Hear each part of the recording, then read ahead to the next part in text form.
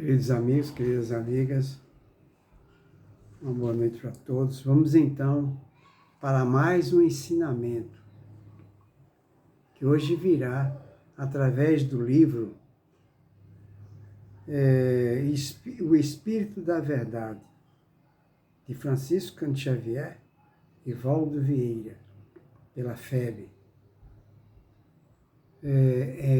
Em plena nova era, ou seja, em plena era nova, capítulo 18, item 9, que diz assim: há criaturas que deixaram na terra, repetindo, há criaturas que deixaram na terra como único rastro da vida robusta que usufruiu na carne, o mausoléu esquecido num canto ermo de cemitério. Olha que ensinamento profundo, hein, pessoal? É importante prestar atenção. Ele quis dizer aqui, existem criaturas que deixaram na terra como único rastro da vida robusta que usufruíam na carne, o mausoléu esquecido num canto ermo de cemitério. Olha que coisa grave. Pessoas vendendo saúde e que o único legado que deixou se encontra num canto ermo do cemitério. Aí ele continua: nenhuma lembrança útil. Existem pessoas que chegam aqui e vão embora dessa forma.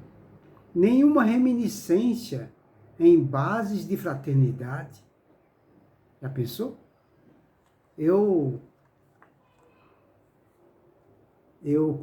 conheço uma moça, quer dizer, conheci, né? Que a gente, quando eu era jovem, namorei com ela. E ela agora já está com mais de 60 anos. Eu falei sobre atividade no bem e ela falou que nunca ajudou ninguém, inclusive nem ela mesma. Se enquadra justamente nessas palavras aqui, ó.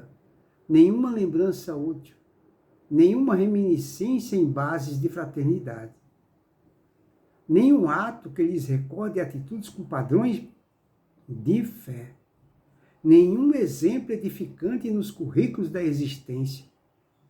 Tá vendo? Nenhuma ideia que vencesse a barreira da mediocridade, nenhum gesto de amor que lhes granjeasse sobre o nome o orvalho da gratidão. A terra conservou-lhes a força apenas o cadáver, retalho de matéria gasta que lhes vestira o espírito e que passa a ajudar sem querer no adubo as ervas bravas. Usaram os empréstimos do pai magnânimo exclusivamente para si mesmos, olvidando estendê-los aos companheiros de evolução e ignorando que a verdadeira alegria não vive isolada numa só alma, pois que somente viceja com reciprocidade de vibrações entre vários grupos de seres amigos. É verdade. Existem milhões e milhões de pessoas nessa situação que vivem especificamente para si, né? Nunca teve atividade no bem e nem tem. Aí ele fala: espíritas, muitos de nós já vivemos assim, então ninguém pode julgar, porque muitos de nós, espíritas, já vivemos assim, entendeu? Entretanto, agora os tempos são outros e as responsabilidades surgem maiores. O Espiritismo, a rasgar-nos nas mentes acanhadas e entorpecidas largos horizontes de ideal superior, nos impele para a frente, rumo aos cimos da perfectibilidade. Repetindo aqui, o Espiritismo, a rasgar-nos nas mentes acanhadas e entorpecidas larga os horizontes de ideal superior, nos impele para a frente, rumo aos cimos da perfectibilidade. Então, os fundamentos e as diretrizes do Espiritismo nos impele a um caminho exaustivo de muita luta, muito labor, para a nossa perfectibilidade, né? Para fazermos jus à sugestão e à proposta de Jesus, quando nos falou, sede perfeito como o vosso Pai Celestial é. A humanidade ativa e necessitada a construir seu porvir de triunfos nos conclama ao trabalho. O Espiritismo é um momento vivo, é um monumento vivo. O Espiritismo é um monumento vivo de Deus, o Criador amorável. Honremos a nossa origem divina, criando o bem como chuva de bênçãos ao longo de nossas próprias pegadas. Irmãos, sede vencedores da rotina escravizante. Em cada dia renasce a luz de uma nova vida e com a morte somente morrem as ilusões. O Espírito deve ser conhecido por suas obras. É necessário viver e servir. É necessário viver, meus irmãos, e ser mais do que pó. Nada mais, nada menos que Eurípides Barçanufo, do livro O Espírito da Verdade, de Francisco Cantiavier e Valdo Vieira, que está em plena Era Nova, no capítulo 18, do item 9. E aqui está, que foi agraciada por... Certo, pessoal? Então aqui, Eurípides, não é, nos fala através de Chico Xavier e Valdo Vieira sobre a necessidade de todos nós termos uma atividade no bem. E todos nós somos obrigados a ter uma atividade do bem de forma contínua, não eventual, de forma contínua. Quem nos obriga a isso não é a lei do homem nem Deus, é a nossa própria consciência. Para ratificar isso, para ratificar essas palavras de Eurípides, eu acabei de comprar um livro novo do Bacelli, esse aqui, ó, saiu agora esse livro. Eu vou ler um trecho do Dr. Inácio, lá no Plano Espiritual, que ratifica isso que Eurípides acaba de nos falar, no que tange a necessidade que todos nós temos de termos uma atividade no bem. Ele fala aqui, ó, como se fosse possível, argumentou o doutor Dillon. Quem é que consegue viver sem pensar e, consequentemente, sem idear, sem algum propósito? Todas as coisas, todos os seres foram criados por um propósito.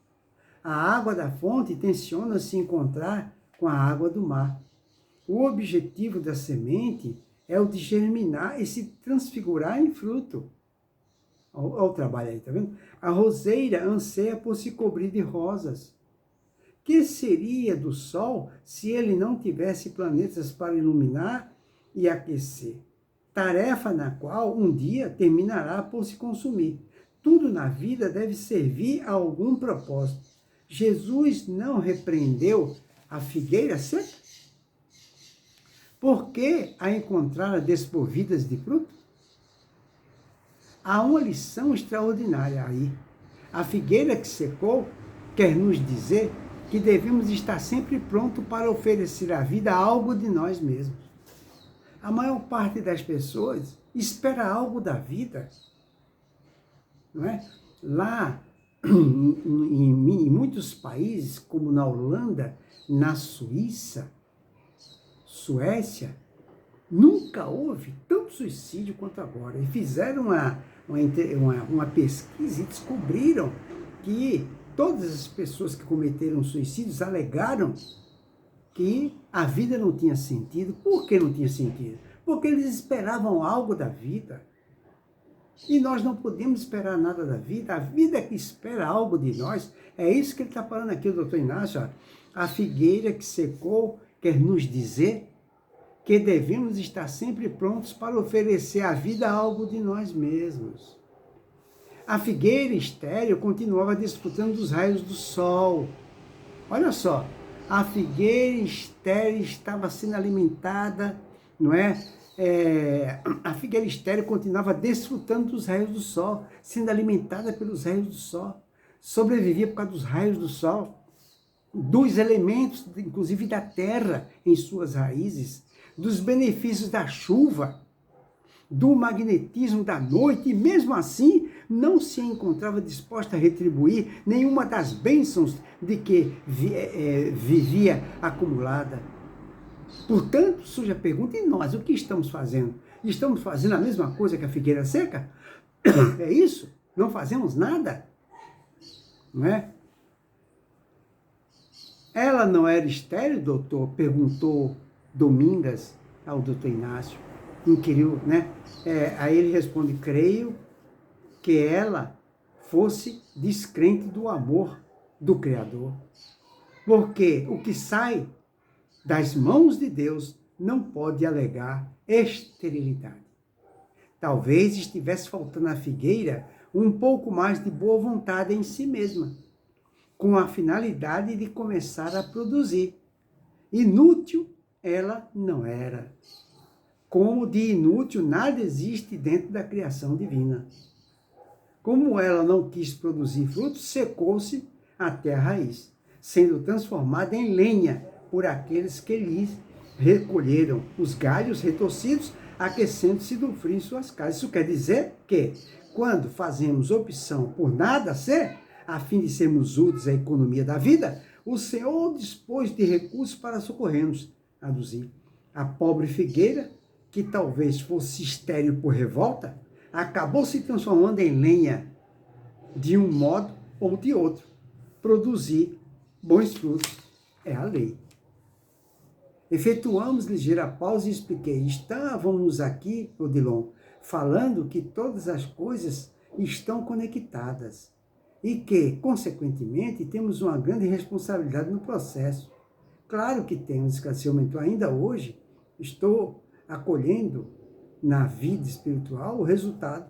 Bom, mas ficou aí. Ficou aí para a nossa reflexão